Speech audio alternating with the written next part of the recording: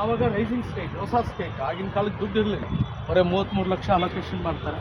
ಆ ನಿಟ್ಟಿನಲ್ಲಿ ಇದೊಂದು ಈ ಕಲ್ಲೇ ಒಳ್ಳೆಯದು ಅಂತ ಹೇಳಿ ಗ್ರಾನೈಟ್ ಕಲ್ಲು ಬರ್ತಾರೆ. ಆಗ ಕೆಲಸಗಾರರೆಲ್ಲ ಕೈದಿಗಳು ಕರ್ಕೊಂಡು ಬರ್ತಾರೆ. 5,000 ಕೈದಿಗಳು ಕೆಲಸ ಮಾಡ್ತಾರೆ. 1,500 ಜನ ಚಿಸ್ನರ್ಸ್ ಅವ್ರಿಗೆ ಬಿಡುಗಡೆ ಮಾಡ್ತಾರೆ. ಬಟ್ ಓವರ್ ಆಲ್ ಇದ್ರ ಖರ್ಚು ಬಂದು 84 ಲಕ್ಷ ಆಗುತ್ತೆ. ಅಂದರೆ 2 ಕೋಟಿ ಸ್ಥಾಪನೆ ಮಾಡೋದು. ತದನಂತರ ಜನರಲ್ ಎಲೆಕ್ಷನ್ 1952ರಲ್ಲಿ ಸಾರ್ವಜನಿಕ ಎಲೆಕ್ಷನ್ಸ್ ಆಗುತ್ತೆ.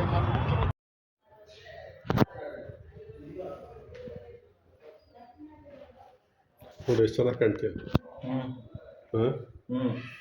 ಅಲ್ವಾ? ನಾಚಿಕೆ ಪಟ್ಕೊಂತಿಲ್ಲ.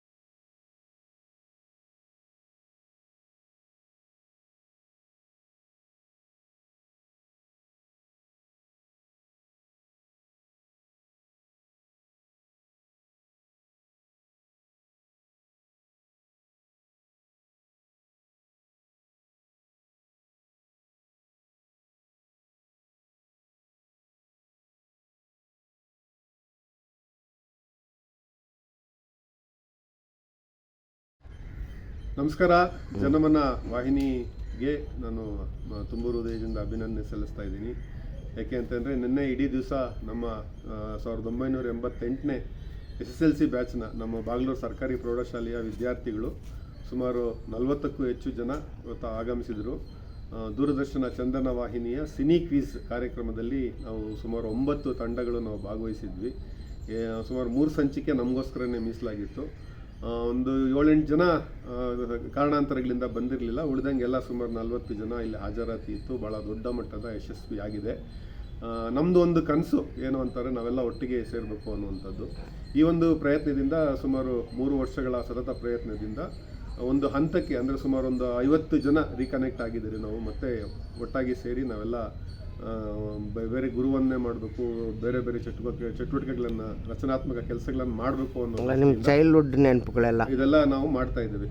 ಇದು ನಮ್ಮ ಬಾಲ್ಯದ ನೆನಪುಗಳು. ಯಾಕೆಂದರೆ 1ರಿಂದ 10ನೇ ತರಗತಿವರೆಗೂ ನಾವು ಸರ್ಕಾರಿ ಶಾಲೆಗಳಲ್ಲೇ ಓದಂಥವ್ರು. ಮೊದಲು ಪ್ರಾಥಮಿಕ ಶಾಲೆ ಮತ್ತು ಮಾಧ್ಯಮಿಕ ಶಾಲೆ ಬಾಗ್ಲೂರಲ್ಲಿ, ಆನಂತರ ಪ್ರೌಢಶಾಲೆ. ನಮ್ಮ ಪ್ರೌಢಶಾಲೆಯಲ್ಲಿ ಸುಮಾರು ನಮ್ಮದು 1988ನೇ ಬ್ಯಾಚ್ನಲ್ಲಿ 74 ಜನ ವಿದ್ಯಾರ್ಥಿಗಳಿದ್ರು. 74 ಜನನೂ ಭಾಳ ವಿಶೇಷವಾದಂಥದ್ದು. ಅರೆ ಈ ಒಂದು ಪೈಕಿ ನಮ್ಗೆ ಬಂದಿರೋಂಥ ಒಂದು ಮಾಹಿತಿ ಪ್ರಕಾರ ಸುಮಾರು ಒಂದು 10 ವಿದ್ಯಾರ್ಥಿಗಳು ಕಾಲವಾಗಿದ್ದಾರೆ ಅಂತ. ನಮಗೆ ಬೋಧಿಸಿದ ಒಂದು 3 ಶಿಕ್ಷಕರು ಈಗ ನಮ್ಮ ಜೊತೆ ಇಲ್ಲ ಅನ್ನೋವಂಥದ್ದು ಒಂದು ದುಃಖದ ಸಂಗತಿ. ಆದರೂ ಅವ್ರಿಗೆ ನಮನಗಳನ್ನು ಸಲ್ಲಿಸ್ತಾ ನಾವೆಲ್ಲ ಒಟ್ಟಿಗೆ ಸೇರಿ ಈ ಥರದ್ದು ಸಾಕಷ್ಟು ಚಟುವಟಿಕೆಗಳನ್ನು ಮಾಡ್ತಾ ಇದ್ದೀವಿ. ಈ ಒಂದು 6 ತಿಂಗಳಿಂದ ನಮ್ಮ ಒಂದು ಗುಂಪು ಭಾಳಷ್ಟು ರೀತಿಯಲ್ಲಿ ಚಟುವಟಿಕೆಗಳನ್ನು ನಡೆಸ್ತಾ ಇರುವಂಥದ್ದನ್ನು ನಮಗೆಲ್ಲ ಒಂದು ರೀತಿ ಹೆಮ್ಮೆ ಆಗುತ್ತೆ.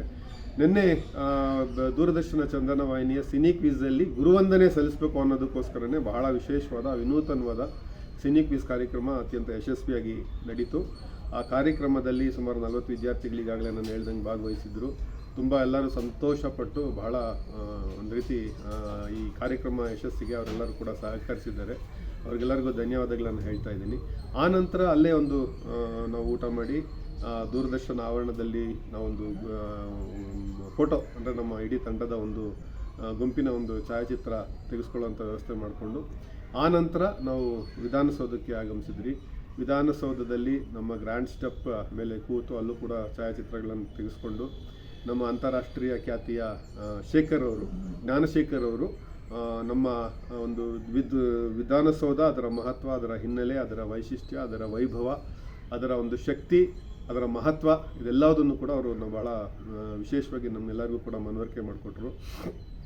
ಆನಂತರ ನಾವು ವಿಧಾನಸಭೆಯ ಒಳಗಡೆ ಹೋಗಿ ವಿಧಾನಸಭೆಯಲ್ಲಿ ಭಾಳ ವಿಶೇಷವಾಗಿ ವಿಧಾನಸಭೆಯ ವೈಶಿಷ್ಟ್ಯ ಏನು, ಅದು ಯಾವ ರೀತಿ ಕಾರ್ಯನಿರ್ವಹಿಸುತ್ತೆ, ಇದೆಲ್ಲದರ ಮಾಹಿತಿಯನ್ನು ನಮ್ಮೆಲ್ಲ ಇಡೀ ತಂಡಕ್ಕೆ ನೀಡಿದ್ರು. ವಿಧಾನಸೌಧ ಒಂದು ಕಾರ್ಯಕ್ರಮವನ್ನು ಕೂಡ ಅತ್ಯಂತ ಯಶಸ್ವಿಯಾಗಿ ನಡೀತು. ಈ ಎಲ್ಲ ಕಾರ್ಯಕ್ರಮದಲ್ಲಿ ಪಾಲ್ಗೊಂಡಂತಹ ನಮ್ಮ ಸ್ನೇಹಿತರು ಆನಂತರ ಬೆಂಗಳೂರು ಪ್ರೆಸ್ ಕ್ಲಬ್ಗೆ ಆಗಮಿಸಿ, ಬೆಂಗಳೂರು ಪ್ರೆಸ್ ಕ್ಲಬ್ಬಲ್ಲಿ ಒಂದು ವಿಶೇಷ ಏನು ಅಂತಂದರೆ ಅಧ್ಯಕ್ಷರಾದಂಥ ಬೆಂಗಳೂರು ಪ್ರೆಸ್ ಕ್ಲಬ್ ಅಧ್ಯಕ್ಷರಾದಂಥ ಆರ್ ಶ್ರೀಧರ್ ಅವರು 1ರಿಂದ 7ನೇ ತರಗತಿವರೆಗೂ ನಮ್ಮ ಬಾಗ್ಲೂರು ಶಾಲೆಯಲ್ಲೇ ಓದಿದ್ರು. ಅವರು ನಮ್ಮ ಜೂನಿಯರು, ಸೊ ನಮ್ಮ 88ರ ಬ್ಯಾಚ್ ಇದೆಯಲ್ಲ, ನಮ್ಮ ಜೂನಿಯರು.